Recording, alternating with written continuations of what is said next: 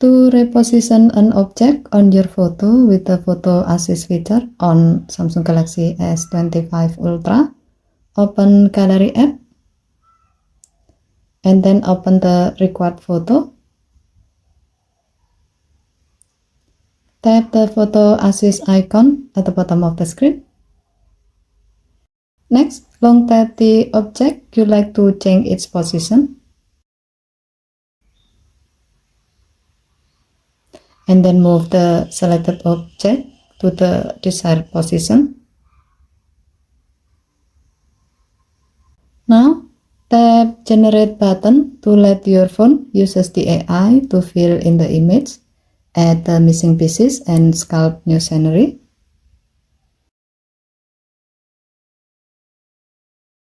Once done, you can tap Save Copy to save the edited photo as a new photo. As you can see, the selected object has been repositioned. Okay, thank you for watching. Please help to like and subscribe. Have a nice day.